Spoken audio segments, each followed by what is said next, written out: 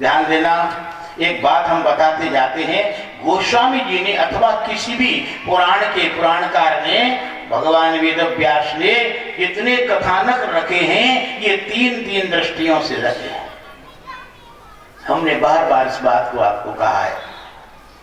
सामान्य ऐतिहासिक दृष्टि है और दूसरी सूक्ष्म दृष्टि है और तीसरी कारण दृष्टि है। हर घटनाक्रम को जब तक कारण दृष्टि में नहीं पहुंचाया जाएगा तब तक उसकी परिपूर्णता संभव ही नहीं, वास्तविक लाभ मिल ही नहीं सकता उससे। जैसे नर्मदा नदी है, अगर इसको हम स्थूल दृष्टि से पानी का प्रवाह कर होने वाला एक स्रोत ही मान बैठे तो इससे कितना लाभ ले पाओगे? नर्मदा मैया को केवल हम ये पानी प्रवाहित करने वाली नदी मात्र माने तो कितना लाभ मिलेगा? खेती में पानी दे लोगे, स्नान कर लोगे, कपड़े धो लोगे, और ज्यादा तो आजकल के लोग ट्रैक्टर तक धो लेते हैं उसमें, जबकि ऐसा नहीं करना चाहिए। नर्मदा भगवान शंकर का तप है, जगत कल्याण के लिए तपस्या को प्रवाहित किया है भगवान शिव ने। ये ब्रह्म द्रव है, इसकी सुरक्षा करना चाहिए। केवल नदी भाव से भावित यदि हम नर्मदा को देखते हैं तो मात्र हमको चंद लाभ मिलेगा जो पानी से मिलता है। किंतु यदि हम सूक्ष्म भाव में जाते हैं, नर्मदा मैया के लिए सूक्ष्म भाव से देखते हैं, सूक्ष्म में भगवती जगदम्बा नर्मदा भगवान शंकर की पुत्री हैं, देवी के स्वरूप में है, मकर पर आरूढ़ है, हाथ में शिव धारण करती हैं, मंद मंद मुस्कुराती हुई देवी स्वरूप उनका है। ये नर्मदा मैया का सूक्ष्म स्वरूप है। ध्यान देना, स्थूल रूप से कई करोड़ों गुना ज्यादा महत्व का सूक्ष्म रूप होता है। जैसे कि आपके शरीर में, आपका शरीर में ज्ञानेंद्रियां कर्मेंद्रियां स्थूल है। ध्यान देना, हाथ कितनी दूर तक काम कर पाएगा? 1 फुट 2 फुट तक। बोलिए आनंद कंद भगवान की। पैर कितना तक दूर तक काम कर पाएगा? अरे पैर को तुम उछाल के आकाश में आगे लंबा करो तो 2 फुट 4 फुट 2-3 फुट, हाथ 1-2 फुट। और ठीक इसी तरह से अगर हम आंख से काम करवावें तो कितनी दूर तक जाएगी आंख? आंख बहुत दूर तक गति करती है महाराज। कर्मेंद्रियों से कई 100 गुनी ज्यादा ज्ञानेंद्रियां है, पावर में, क्रिया में। कान तुम्हारा कम से कम 100-200 500 फुट तक का सुन सकता है, नाक भी 100-200 फुट का सुन सकती है, आंख हजारों किलोमीटर तक देख सकती है। आकाश मंडल में तारागणों को आंख देखती है कि नहीं? यानी कर्मेंद्रियों से ज्यादा पावरफुल ज्ञानेंद्रिया है, और ज्ञानेंद्रियों से भी ज्यादा पावरफुल जो इंद्रियों का मालिक है, सरदार। ये तो हमने स्थूल तत्व की बात की है। ज्ञानेंद्रियां कर्मेंद्रियां स्थूल हैं, तुमको दृष्टि गोचर हो रही हैं, तुमको अनुभव में आ रही हैं, किंतु इनका जो संचालक मन है, क्या तुमने किसी के मन को देखा? जैसे तुमने आंख को देखा है, जैसे तुमने कान को देखा है, जैसे तुमने जीव को देखा है, ऐसे तुमने क्या मन को देखा? जो नहीं दिखता है वो पावरफुल होता है। ये सूक्ष्म है, मन सूक्ष्म है। मन हजारों किलोमीटर की सैर कराता है, कितना कितना गहराई में प्रवेश कर जाता है। ध्यान देना, मन का कितना विलक्षण पावर है, सूक्ष्मता वाला। ठीक ऐसे ही सूक्ष्म सत्ता में जितनी चेतनाएं हैं उनका वैसा ही पावर है, और मन से भी ज्यादा पावर मन का जो नियामक करती है बुद्धि। बोले इंद्रियाणि पराण्याहु, और इंद्रियेभ्य परम मनः, और मनसस्तु परा बुद्धि। मन से परे बुद्धि है, जो मन की कलई को समझती है, मन की जांच पड़ताल कर लेती है, मन की हर हरकत को देख लेती है। मन बुद्धि की हरकत नहीं देखता, बल्कि बुद्धि मन की हरकत को देखती है। ध्यान देना, बुद्धि की सूक्ष्मता मन से 10 गुनी ज्यादा है। ये सूक्ष्म विषय का बात कर रहे हैं। सूक्ष्म दृष्टि, ध्यान देना, सूक्ष्म दृष्टि स्थूल दृष्टि से लाखों गुना ज्यादा महत्व की होती है। ध्यान देना, और जो सूक्ष्म दृष्टि है, आपका हाथ भी बना रहे, कान भी बना रहे, जीभ भी बनी रहे और मन अपसेट हो जाए, मन विक्षिप्त हो जाए, तो तुम्हारी इंद्रियां क्या काम कर पाएंगी? निकम्मी हो जाएंगी इंद्रियां। और ठीक इसी तरह से बुद्धि भी जब निकम्मी हो जाए, लोग कहते हैं कि 60 साल के बाद क्या होता है? अरे सब जानते हो, बुद्धि सठिया जाती है। जैसे एकादशी सठिया जाती है, ऐसी बुद्धि सठिया जाती है। जब बुद्धि सठिया जाती है तो क्या होता है? अरे सब भुक्तभोगी बैठे, 60 साल के बहुत से लोग होंगे। बुद्धि के अंदर जो ज्ञान है, स्मृति है, स्मृति विस्मृति, ध्यान देना, स्मृति विस्मृति ये बुद्धि के अंदर रहती है, तो बुद्धि के अंदर की स्मृति नष्ट हो जाती है। यानी मन से ज्यादा पावरफुल बुद्धि है। ये सूक्ष्म जो लेयर की बात है वो हमने आपको बताई। स्थूल लेयर की बात तो आपकी ज्ञानेंद्रिया, कर्मेंद्रिया, इससे ज्यादा सूक्ष्म जो पावर है मन और बुद्धि, ये सूक्ष्म में भी प्रतिष्ठित है। और कारण में, यदि हम कारण में जावे, कारण दृष्टि में जावे, तो तुम्हारा अनंत जन्मों के जो संस्कार हैं, अनंत जन्मों के जो कर्मों के संस्कार है, जो सुसुप्तावस्था में बैठे हुए हैं, प्राण को साथ में लिए हुए, वो कारण दृष्टि है। कारण जिससे तुम्हारा शरीर बना, जिससे तुम्हारा मन बना, जिससे तुम्हारा बुद्धि बनी, जिससे तुम्हारे 24 तत्व वाला ये पिंजरा बना, वो कारण है प्यारे भाइयों, कारण दृष्टि। जैसे हमारे शरीर में 3 दृष्टियां हैं, ऐसे ही जितने भी पुराण हैं, शास्त्र हैं, रामायण आदि ग्रंथ हैं, इनकी भी 3 दृष्टियां हैं। स्थूल दृष्टि, कभी ऐतिहासिक घटनाक्रम में दशरथ कोई अयोध्या के राजा रहे होंगे, ये स्थूल दृष्टि है। और ध्यान देना, ऐतिहासिक घटनाक्रम में कोई अयोध्या के राजा दशरथ रहे होंगे, और अगर इसी को तब उनके यहाँ राम का जन्म हुआ, जिसको हम परमात्मा और भगवान नाम से जानते हैं, किंतु जब इसको हम सूक्ष्म दृष्टि में जाएंगे, कल हमने आपको बताया था, स्वयं मनु ने वरदान प्राप्त करने के बाद उन्होंने जन्म दशरथ का अयोध्या में लिया, और उनके यहाँ जो संतान नहीं थी तो वशिष्ठ के पास गए थे, और वशिष्ठ से प्रार्थना की थी, महाराज हमारे संतान नहीं है, अब आप कृपा करके ऐसा कोई अनुष्ठान करवाओ। तो वशिष्ठ ने अनुष्ठान नहीं किया, वशिष्ठ ने श्रृंगी ऋषि को बुलाया।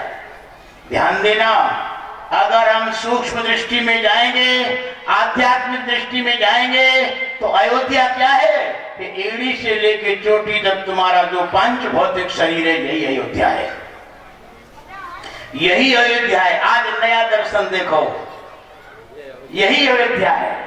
एड़ी से लेके चोटी तक तुम्हारा जो शरीर है, यही अवध है। और ध्यान देना, इसमें दशरथ कौन है? जो समस्त इंद्रियों को चेतित कर रहा है, अंतःकरण को जो प्रकाशित कर रहा है, जो तुम्हारा ये चैतन्य आत्मा है, वही दशरथ है महाराज। जीवात्मा ही दशरथ है। और ये रहता कहाँ है? बोले अयोध्या रूपी शरीर में, और शरीर में ही निवास करता है, अंतःपुर में। इसका अंतःपुर अंतःकरण ही अंतःपुर है। अब ये वशिष्ठ के पास गया, ये वशिष्ठ कौन है? ध्यान देना, ध्यान से समझना इस बात को, बड़ी गहरी बात बता रहे हैं। ये वशिष्ठ कौन है? बोले वशे इष्टः इति वशिष्ठः, जिसके बस में इष्ट है। इष्ट कैसे बस में होता है? ध्यान देना, और इष्ट किसके बस में होता है? इष्ट उसके बस में होता है जिस जीव ने मन को बस में कर लिया है। ध्यान देना, मन को जिसने बस में कर लिया है, वही तो वशिष्ठ है। और वशिष्ठ स्वयं काम नहीं करता, परमात्मा प्राकट्य का कार्य वशिष्ठ स्वयं नहीं करता, वो श्रृंगी को बुलाता है। ये श्रृंगी कौन है? ऐतिहासिक घटनाक्रम में दशरथ की पुत्री शांता का जो पति है महान योगी ऋषि श्रृंगी है, किंतु हमारे आध्यात्मिक धरातल में यदि हम देखे जाएं तो श्रृंगी कौन है? ये तुम्हारा श्वास ही श्रृंगी है।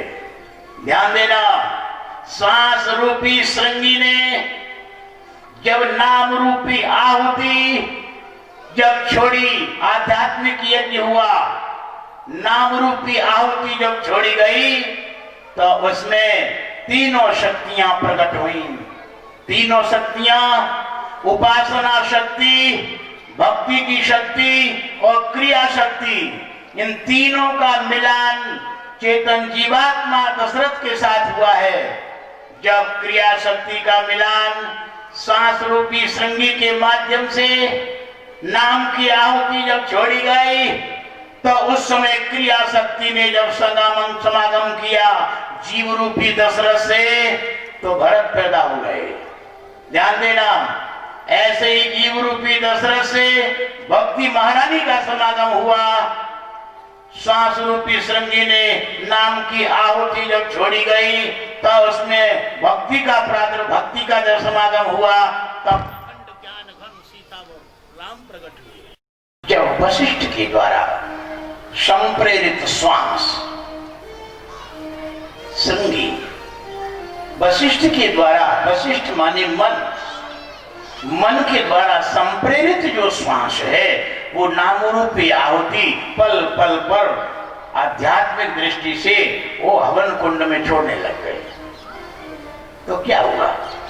तीन धरातलों में, पहला धरातल हृदय, दूसरा धरातल मणिपूरक चक्र नाभि कुंड और तीसरा धरातल मूलाधार। ध्यान देना, नाम की आहुति श्वास रूपी श्रृंगी के माध्यम से जब आहुति हृदय में गिरने लगी, क्या हुआ? हृदय में जब श्वास रूपी श्रृंगी के माध्यम से नाम की आहुति जब हृदय में गिरने लगी, वशिष्ठ वहां चश्मुद्दीन गवाही हैं, अर्थात साक्षी है। वशिष्ठ के प्रेजेंटेशन में, उपस्थिति में, वशिष्ठ माने मन की उपस्थिति में श्वास रूपी श्रृंगी के माध्यम से नाम की आहुति हृदय कुंड में जब गिरी तो वहां पर क्रिया शक्ति ने दशरथ रूपी जीवात्मा से समागम किया और भरत, भाव रूपी भरत पैदा हो गया। भरत कैसे पैदा हुआ? भाव रूपी भरत पैदा हो गया। आहुति की अनवरत श्रृंखला जारी जब रही साधक की, अर्थात श्वास प्रश्वास पर निरंतर गतिमान नाम चलता रहा, गहराई में प्रवेश किया है। जब नाम ने दूसरे कुंड में जब पहुंचा, नाभि मंडल में पश्यंती वाणी है, वहां पर नाम जब कनेक्ट हुआ, जुड़ा, अर्थात वहां नाम की आहुति श्वास के माध्यम से पहुंची तो वहां उपासना शक्ति के साथ समागम दशरथ अर्थात जीवात्मा से होता है और तुरंत वहां महाराज विवेक और सत्संग दोनों की प्राप्ति हो जाती है। अर्थात लक्ष्मण और शत्रुघ्न दोनों ही प्रकट हो जाते हैं। श्वास के माध्यम से नाम रूपी आहुति अच्छुन्न अनवरत जारी रही योग्य गुरु के संरक्षण में, अर्थात मन की उपस्थिति में, मन के साक्षी भाव में कोई विघ्न बाधा नहीं आई। ध्यान देना, यहाँ पर विघ्न बाधाएं आती हैं, अनेक प्रकार की रिद्धियां सिद्धियां तुमको संप्रेरित करेंगी, क्योंकि तुम असंग हो जाओगे। जो सत्संग रूपी, ध्यान देना, सत्संग रूपी धौकनी और साधना रूपी जो अग्नि जलेगी तो तुम्हारे मल और विक्षेप सब जल के खाक हो जाएंगे। विवेक उदय हो जाएगा, और जब विवेक उदय हो जाएगा प्यारे, तो नाम की आहुति अनवरत जारी रहेगी। तब मूलाधार चक्र में जहाँ परावाणी बैठी है, परा के कुंड में नाम की आहुति जैसे ही पड़ेगी, वहां भक्ति रूपी वृत्ति प्रकट हो जाएगी। अन्न पाएगी भक्ति, वो दशरथ रूपी जीव से समागम करेगी। वहां अखंड ज्ञान घन सीतावर भगवान श्री राम का प्रकट हो जाएगा। राम वहां प्रकट होंगे। ध्यान देना, राम जो है भक्ति का जब समागम जीव दशरथ के साथ होता है तब राम प्रकट होते हैं। अब इनका नामकरण संस्कार दशरथ जी के यहाँ वशिष्ठ जी गए, उन्होंने नामकरण किया। ऐतिहासिक घटनाक्रम में आप लोग जानते ही हो, बोले विश्व भरण पोषण कर जोई, ताकर नाम भरत यश होई। विश्व का भरण पोषण करने वाला, जो सारे विश्व का भरण पोषण करता है, उसका नाम भरत है। ये वशिष्ठ जी नामकरण संस्कार की, अर्थात हृदय में भाव प्रकट होता है, हृदय से प्रकट है उसका। और बिना भाव के भरण पोषण संभव ही नहीं है दुनिया का। घटनाक्रम में देखा जाए तो भरत से तो अयोध्या का राज भी नहीं चला। भागे चित्रकूट राम को मनाने, बोले हमारे बस की बात नहीं है। किंतु वस्तुतः दशरथ जी, ये वशिष्ठ जी ने इसकी परख की कि वास्तव में बिना भाव के संसार का संचालन और पोषण संभव ही नहीं है। इसीलिए भरत का नाम रखा गया, भाव का नाम भरत है। राम जी ने भी, तुलसीदास जी ने स्पष्ट कहा है, होतन भूतल भाव भरत को, अचर सचर चर अचर करत को। भाव से ही आप सौदा करते हो, भाव से ही पत्नी पुत्र परिवार माँ बाप समाज रिश्तेदार इनके साथ व्यवहार बनाते हो। भाव से ही तो सब कुछ है, और भाव ही ना होए तो क्या दुनिया चलेगी? बोलो, दुनिया को चलाने वाला, विश्व का पोषण करने वाला यदि भरत रूपी भाव न हो गए तो यहाँ दुनिया ठप हो जाएगी। आगे जब गति हुई, आगे नामकरण संस्कार का विषय आया, बोले जाके सुमिरन से रिपुनाशा, नाम शत्रुहन वेद प्रकाशा। ये वशिष्ठ जी का भांग धतूरा खा के लिख रहे नाम? नहीं नहीं, वशिष्ठ जी, वशिष्ठ उस महावृत्ति का नाम है जो यथार्थ का दर्शन करती है, यथार्थ का दर्शन करती है। ध्यान देना, वशिष्ठ जी शत्रुघ्न का नाम संस्कार करते हैं और कहते हैं, बोले जाके सुमिरन ते रिपुनाशा, जिसके स्मरण करने से शत्रुओं का नाश हो जाता है, उसका नाम शत्रुघ्न है। और वेद प्रकाशा, जिसमें वेद में जिसका प्रकाश है, वेद जिसका वर्णन करते हैं, वेद उसकी महिमा को वर्णन करते करते अघाते नहीं। ध्यान देना, ये शत्रुघ्न कौन है? शत्रुघ्न जो है, जो मणिपूरक चक्र में, मणिपूरक चक्र में यहां पर प्रकट हुआ। उपासना का साथ जब जीवात्मा ने किया तो फिर यहां पर प्रकट हुआ विवेक और सत्संग। सत्संग ही ये शत्रुघ्न, सत्संग ही शत्रुघ्न है। सत्संग की महिमा वेदों में जितनी आई है महाराज, अनंत महिमा आई है। सत्संग से समस्त शत्रुओं का विनाश हो जाता है। आप सत्संग करके देखिए, आपके चित्त के सारे उहापों, सारे झंझावात, सारी विसंगतियां एक झटके में समाप्त हो जाएंगी। सत्संग ही शत्रुघ्न है, जिसके माध्यम से वेदों ने महिमा गाई है। इसलिए वशिष्ठ ने इनका नाम शत्रुघ्न रखा। और लक्ष्मण, बोले लक्षण धाम सुराम प्रिय, सकल जगत आधार, गुरु वशिष्ठ तिहि राख्यो, लक्ष्मण नाम उदार। ध्यान देना, लक्षण धाम सुराम प्रिय, वो लक्षणों के भंडार हैं, सारे गुण गण उनमें विराजते हैं। और देखने में आता है एक लक्षण नहीं लक्ष्मण में। बताओ, जो बाप तक को दो दो सुना दे खरी खोटी, आप वाल्मीकि पढ़िए, तमसा के किनारे और जिनको बोलने का तौर तरीका तक नहीं है। परशुराम जी बाबा आए हैं, हाँ वही तो कहते हैं। और इसके लिए वशिष्ठ जी कह रहे हैं कि लक्षण धाम सुराम प्रिय, 2 विशेषताएं, बल्कि 3 विशेषताएं। लक्ष्मण की 3 विशेषताएं वशिष्ठ ने वर्णन की।